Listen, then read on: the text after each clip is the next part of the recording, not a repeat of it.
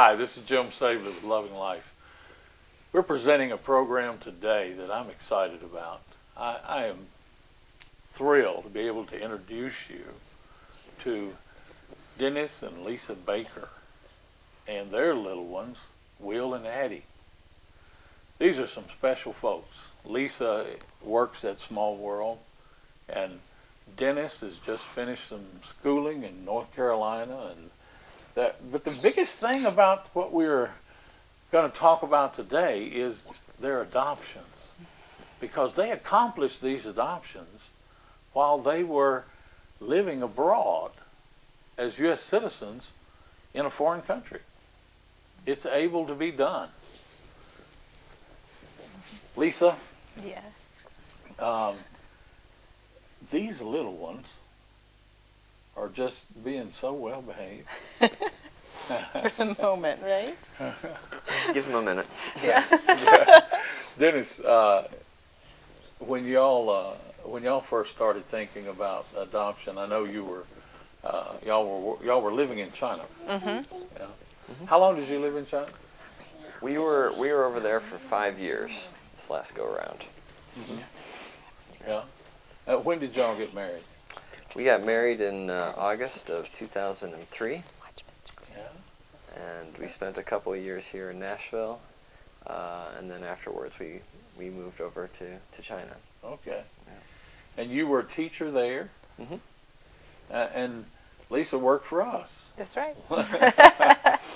That worked out real well. Well, you've got these two lovely little ones. You got Will and Addie. Mm-hmm. Now Will was first. That's right. He's 6 years old now? 5? What? Will. How old are you, Will? 5. 5. All right, cool. And you're 2. Yeah. Yeah. Very good, Addie. Hey. Well, if you would, when we're thinking about this being very helpful for expats, Mm-hmm. Americans living abroad, and what they might be thinking about during their planning and searching the internet and trying to find out how to do an adoption while they're living outside the United States. And I thought maybe we could just talk a little bit about what your experience was. And Lisa, with you working with expats in that situation, some of your thoughts. How did you come to the decision, and how did you find out that you could actually do it back in those days? Yeah, and actually with Will's adoption, I wasn't actually yet working for Small World. Was working with another. I think we did just your home study then. That's right. We was working with another organization overseas, and because of that, I wasn't sure if we were able to adopt while we were working with this organization overseas. And so doing some research and actually talking to some friends who had done it before was a good resource. We found out that we could work with Will's from Taiwan and Addie's from China, that Taiwan would be a possibility. So we, let's see, that was 2007 when we started the process with Will. And I think a lot of people that want to adopt overseas, they think it's really difficult, but it's actually not that much harder. We found out you have to mail some stuff more back and forth across the ocean, maybe more than if you're living in the U.S. But And even more than mail, you have to FedEx. Right. Or FedEx became a good friend of ours. DHL or something. Yeah, they knew me in the FedEx office. I would make sure I had receipts for everything. But it really, I didn't find it that difficult. And the reason I point out, especially with Will's adoption, that I wasn't yet working with your agency, because it's kind of intimidating if you don't work in adoption. You think, oh my goodness, I can't do this while I'm overseas. But we did it, not yet, honey. But we did one without working in adoption. And then the second time we were with Small World, we brought Addie home. Yeah. Addie, not right now. So Not in a moment. now, when you went to Still for a little bit longer. And then when you went to Taiwan, were y'all in Shanghai at that time? We were. Yeah. Okay. It's not real far for you. No, at the time there weren't direct flights between Shanghai and Taipei, but that's right. so we had to take the little, we had to take the loop through Hong Kong. But But it wasn't too bad. I mean, it was. Well, I mean, we were there in 8 hours total, I think. or something. You know, in some ways, you were in the good old days of adoption. It hadn't been that long. But how old was Will when y'all got him? Do you remember? Will was about 8.5 months old. Yeah, that's the good old days. I don't see much of that anymore. No, he Most was- children now are 18 to 24 months before you get them out. That's right. Yeah. Addie was actually 12 and a half months when she came home. But again, because we were living in China, it was real easy. Travel was very easy to go get her. We just took a train ride Oh, yeah. to go get her. We didn't have Now, to where do a long was she? flight. She was in Jiangxi, and we were in Shanghai at the time. Where is that? How are those related? like a- Jiangxi, is that south? It's or west. It's west of Shanghai. So we just took a little 6-hour train ride. A little 6 hours. Yeah. When you live overseas, 6 hours, 8 hours, that's I all know. small Versus a potatoes. 14-hour plane ride. So Yeah, okay, you're right. That was just a hop. But you know, I know that now we are in the process right now of having a particular orphanage that'll be assigned to us and to Small World. And our expats who are living in Asia can actually go and visit that orphanage from time to time during their process. So that's going to be a real plus. Yeah. You didn't get to enjoy that part of it, but no. did you visit her earlier or? No, we didn't. Not in a little bit, you may. We didn't. We could have. I mean, we again because we were living there. We talked to the orphanage, and we might have been able to call and talk to them, and ask them that. And I know. Helps if you speak Chinese too. Yes, that's true. So we were able to communicate, and we sent her a package ahead of time and things like that. We did that for Will too, actually. But I know for some expats, you're not always adopting from the same country you're living in. Right. So if you're in the same country, that's a great benefit. You speak the language, and you can do that. And certainly have lots of expats that are living in China, adopting from China, and that's great. It's a lot of extra privileges they can do. But still, we have expats living in other countries that adopt from China. And still, they're not able maybe to go and visit them earlier, but the plane ride's real close, and they're right in that area, I guess you can say, of the You world. know, with the expats that we're working with right now, we've got families that actually live on 5 different continents. We've got that we're working with right now, and they're adopting from Ethiopia and Madagascar and Bulgaria and China, and, a lot of different places. But you're in contact with a lot of those. Right. What are the questions that you get the most? Oh, that's a good question. Well, I mean, it's funny. Some of the questions are not that different than some of the Americans as far as age. Income, I think, is a big.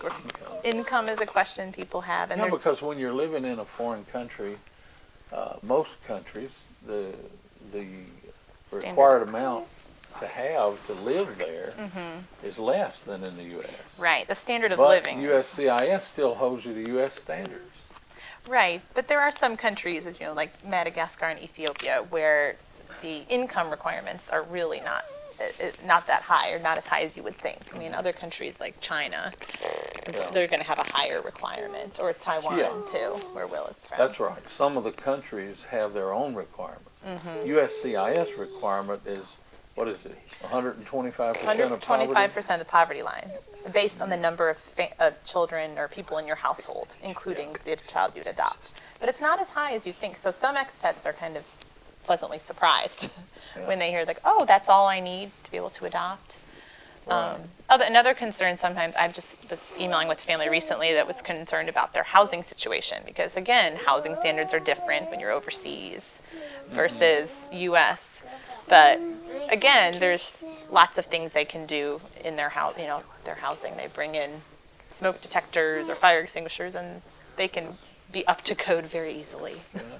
I remember a family that we did a home study for them in Africa.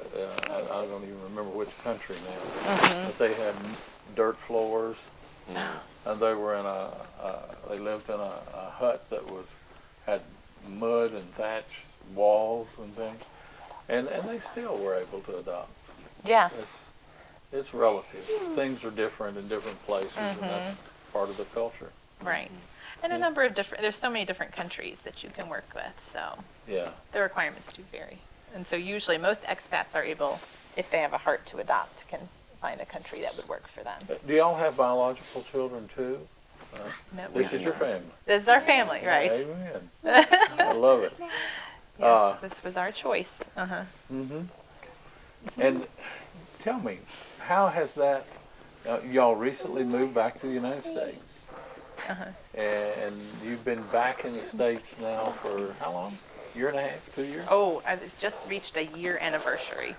We've been Really? back 1 Is year. that all? That's it. Okay. And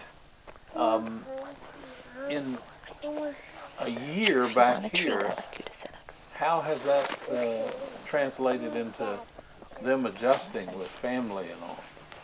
Oh, well, they've Extended family. Will, how have you felt about having Grandma and Grandpa close by?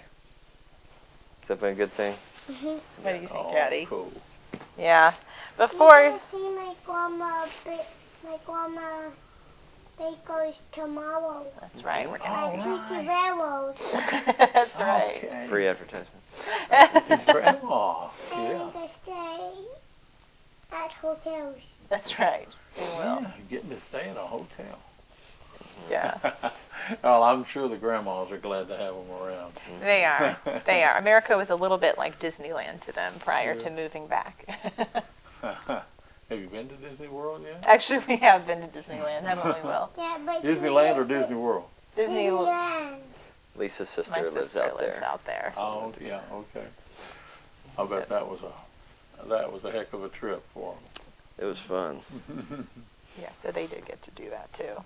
Well, as far as something that an expat living, it might be a missionary, might be someone working for a U.S. company that's living in another country. We get people from all the computer places.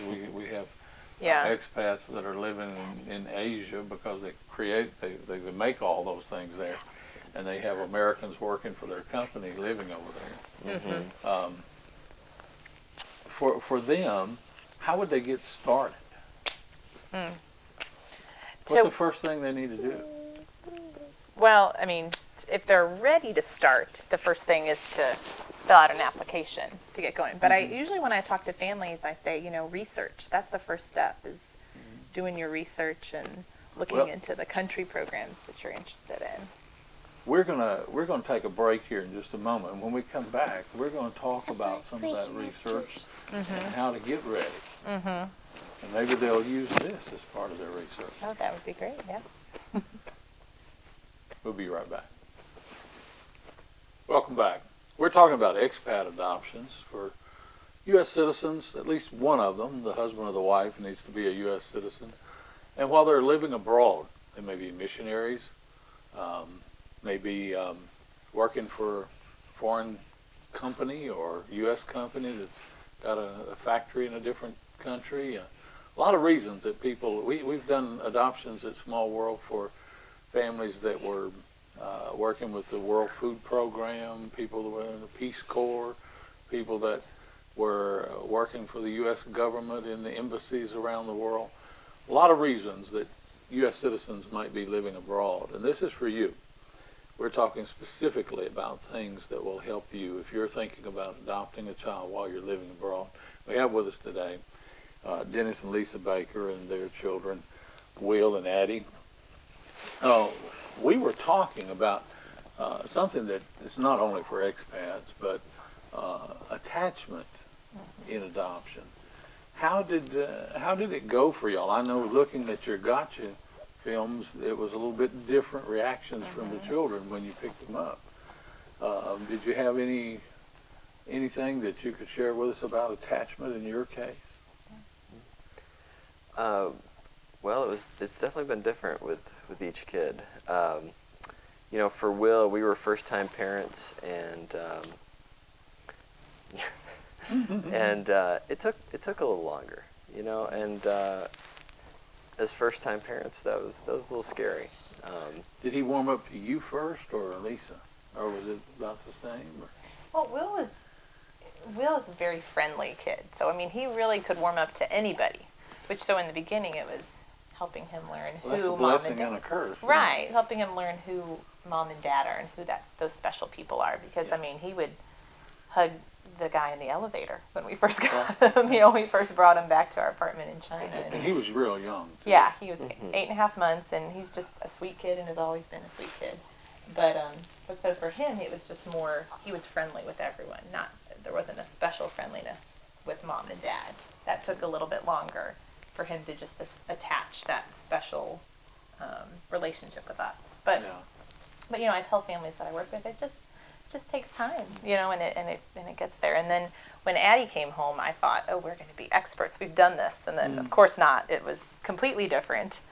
She was much more, she was more hesitant at first, a little more scared, but then more quickly, fiercely attached to us. And if that stranger in the elevator tried to grab her, she would scream, you know. So it's just a different process for each of them. I mean, and just their little personalities and how God made them, and, you know. Yeah, every kid's different. Right. And so, Coming out of the same gene pool, I see it with domestic adoptions. Kids, biological kids born in the same gene pool. Yeah, every one of them is different. yeah. And that's a good point for adoptive families, too, because they need to recognize that. That it's not just because the child is adopted. Everybody's got their own little picadillos. Right. Well, you know, there's some things about expats, because they're living abroad, and Lisa is the director of our Expat Adoption programs at Small World, so she knows a lot about this. And they have some different issues that come up when, like, after they get their child. Now, that child's going to be a U.S. citizen as soon as they go back to a United States port and present their paperwork. Then automatically that child is a U.S. citizen. But some have some different issues there because of where they're living and different desires. Talk about that for a minute. Yeah, some families that we've worked with, you know, are in all different parts of the world, and so they maybe are, I don't know, living in Russia and are going to adopt from Africa. So they're trying to find out if I go to Africa to adopt my child, do I have to go back to the U.S. first? Can I go back into Russia before traveling back to the U.S.? Yeah, some of them just like to go back to where they're living at the where their home is. time. Yeah. And be around all their friends and try to, I guess, bond really good with the children before they go back to the U.S. and the whole extended family is involved. Yeah. And that makes sense. Yeah. But it can present some special issues for them, too, because if they wait too long, then they got a mess. Right. I mean, usually we tell them, you know, that country that your child is from, in that passport, you're going to have an immigrant visa into the U.S. And that immigrant visa has a timetable. It's usually like between 5 and 6 months.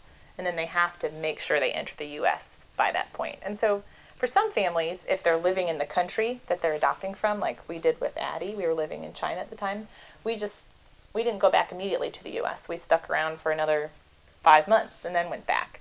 Now, for families living in another country, they have to see if they want to go back to their home, their country where they're living, they'd have to get a visa, like a visa in that African passport into Russia before they go back to the U.S. It's possible, and we've had families do it.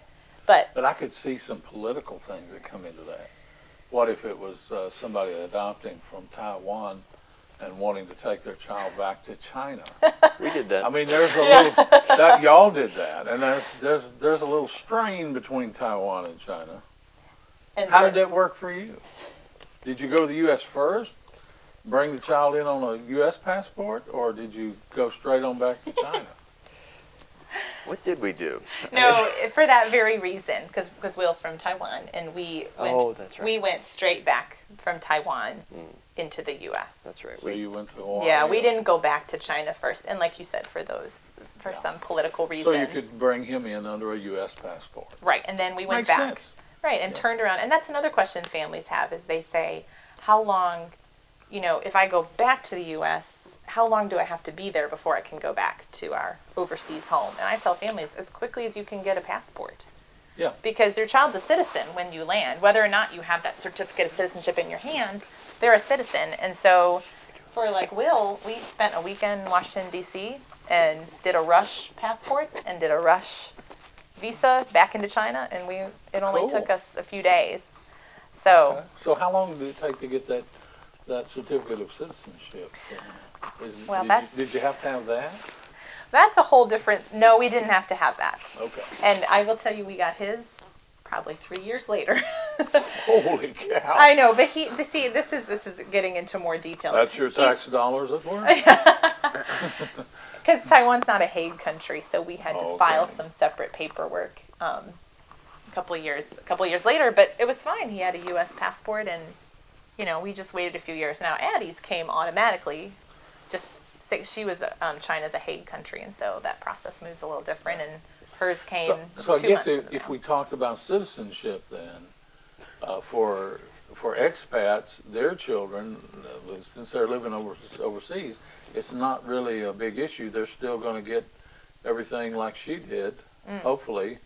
The U.S. citizenship's going to come on through. Yeah, it'll come on through, and they are, as you pointed out, they are a citizen when they land, and especially if you have that U.S. passport. Like Will had a U.S. passport for years before we got his official certificate of citizenship. Yeah. But it just was a nature of us living Well, overseas. some of the questions that I know come up sometimes from expats too is the difference in housing, and they're worried about it when they have their home study. And we have social workers that live abroad that are employees of Small World. Right. It's not like our expat families have to fly you from North Carolina to Australia. We have our employees that are based in Asia, and they cover a lot of territory for us there. And then we have others that do a lot of traveling around the globe, and they bundle families together and go and make those visits. But there is I think some people worry about their housing, whether it's going to pass a home study. Right. Anything you can say about that? Yeah, I mentioned a little bit earlier. I mean, certainly, our homes are different standards a lot of times overseas than they are in America. But there's things that you can do to fix it up. USCIS likes to see that there's smoke detectors and fire extinguishers in the home, and those are easily brought over from where you are. Those are child locks, safety locks. I tell families that's not a big deal. And some families worry about, like when we lived in China, we drank filtered water. We didn't drink tap water, but we had filtered water, and that's not a problem. So, But it might be interesting for families to know too that everything that Small World does as far around the globe has to do with where our headquarters is, and that's in Nashville, Tennessee. So we come under not only USCIS guidelines and the Department of State from the United States, but we also come under Tennessee licensure standards, and so our home studies are done to meet Tennessee law, no matter where they're at. I was just thinking about if you had it to do over again, how would you rethink it? Would you go through the adoption route while you were overseas? oh, Absolutely. absolutely, yeah. It wasn't, when we first got to China, we decided, all right, we want to begin our family through adoption. I was like, I don't think it's possible. And then once we discovered it was possible, it wasn't, I don't think it was that difficult. We just had to walk through all the steps, just like you had to do if you were living in the States. I think James 1:27 is the guiding verse for us. and that is that it's pure religion before God when we help orphans. And what's the best thing you can do for an orphan is make them an orphan no more. Give them a godly Christian family, a future, a forever home of their own. That seems like to me the best thing you could do for an orphan, and they're no longer an orphan. Give them a family like the Bakers. That's what I would do. We had the privilege of helping with Addie's. God bless you. Thank you for being with us. Yeah, thank you. Thank you. Happy to be here.